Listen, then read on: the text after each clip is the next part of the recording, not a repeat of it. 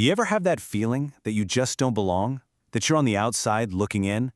Well, it turns out that exact feeling might just be the single most important starting point for figuring out who you're meant to be.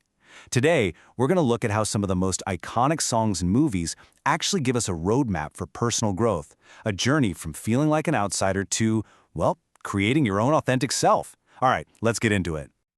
You know, every meaningful journey of self-discovery, whether we realize it or not, pretty much always kicks off from the exact same place. This deep, profound feeling of being an outsider, of being just different. And this lyric, wow. This is basically the emotional ground zero for our whole conversation. It's that raw, gut punch feeling of inadequacy, of being out of place that so many of us know so well. It's that painful moment you realize, oh, I don't fit into the normal way of things. But listen, this stage isn't just about feeling down on yourself or having low self-esteem. It's something much, much deeper, an existential wake-up call, really. And that pain, that feeling of not fitting in, that's the essential raw material you absolutely need to start building an authentic self. So what do you do with all that pain? Well, it turns out that initial gut-wrenching feeling of alienation can be the fuel for an incredible journey toward authenticity. But here's the thing, there's no single one-size-fits-all road to take. Pop culture actually shows us there are a few very distinct paths. You can transform that feeling through sheer defiance, or because you have no other choice, or you can get philosophical about it, or you can become the creator of your own identity. Let's break these down one by one. Okay, first up, the defiant path. This is for anyone who takes the pain of being rejected and basically forges it into a weapon. It's a powerful statement of individual strength, a totally uncompromising way of asserting who you are. And this lyric? It's the ultimate anthem for that defiance, isn't it? The person becomes so powerful, so self-defined, that the very systems that tried to shut them out become totally irrelevant, powerless. Next, we've got the necessity-driven path. This is where finding your authentic self isn't really a choice, it's a requirement for survival. Think about it. Sometimes being displaced, like in the immigrant experience, forces you to realize that home isn't a place on a map. It's something you have to build inside yourself. This line just illustrates that so perfectly. When you literally don't have physical roots, your identity has to be built from something else, from your memories, your experiences, and this powerful sense of self-reliance. It's not about a plot of land anymore. All right, now things get a little darker, a little more complex, with the philosophical path. This is all about moving beyond society's simple, easy labels of good and evil, and actually creating a brand new moral rulebook for yourself. We see this explored in a really masterful way in the world of The Last of Us. Just look at what they do here. They take this sacred, well-known text about finding comfort in God, and they just flip it completely on its head. Suddenly, comfort doesn't come from a higher power, it comes from self-reliance. My mind and my gun. You're not fearless because of faith. You're fearless because those old ideas of good and evil just don't apply to you anymore. You're past them.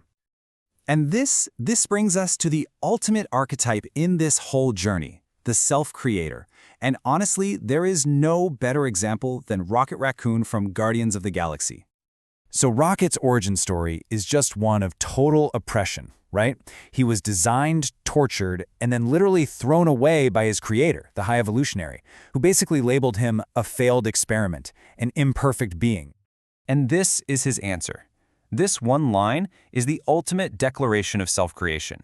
It's a complete 100% rejection of his creator's judgment. He's not defined by where he came from. He defines himself, and he does it on his own terms. Period. But forging your own path, throwing off the world's labels, that doesn't come for free. There's a really profound and often unspoken price you have to pay for this kind of authenticity. Because here's the hard truth. Even when you go beyond society's conventions, you don't magically go beyond the fundamental human need for connection. And when you decide to walk a path that nobody else is on, well, it can be an incredibly lonely experience. This lyric just captures that feeling perfectly, doesn't it? It's that haunting, quiet acknowledgement of the solitude that so often comes with living a life that you've defined for yourself. So it really seems like every path we've talked about involves rejecting systems, pushing back against something. But is that the only way? Is outright rebellion the only route to becoming who you're truly meant to be? Well, here's a fascinating counterpoint. Johnny Cash's I Walk the Line actually shows us another way, the path of chosen constraint. Instead of rejecting all the rules, he finds his freedom by creating his own internal rules, a moral framework built on a commitment he chose. So you see, authenticity can come from discipline, not just defiance. So here's the crucial takeaway. This whole journey, from feeling like a creep, an outsider, to becoming a creator of your own life, this is a fundamental pattern of how we grow as human beings. And you start to see this theme everywhere once you look for it. This quote describes the idea of a pop culture Last Supper, which is just a perfect metaphor for what we're talking about. It captures that spirit of philosophical rebellion, of reevaluating everything we hold sacred by putting modern anti-heroes in those traditional revered roles. Okay, so let's quickly bring it all together. We saw the defiant path of just pure self-assertion. We had the philosophical path that goes way beyond good and evil. We even saw a counterpoint in the path of chosen constraint, and of course, the ultimate expression in the self-creator. Each one is a totally valid response to that initial painful feeling of not belonging. At the end of the day, that experience of being an outsider, as painful as it feels at the time, is exactly what drives us forward. It's the engine of personal growth, and you could even say, of cultural evolution itself, all pushed forward by every single person who dares to define themselves. Which leaves us with one last, really important question. If that feeling of being a creep, a weirdo, isn't the end, if it's really just the starting line, what kind of creator are you going to choose to be?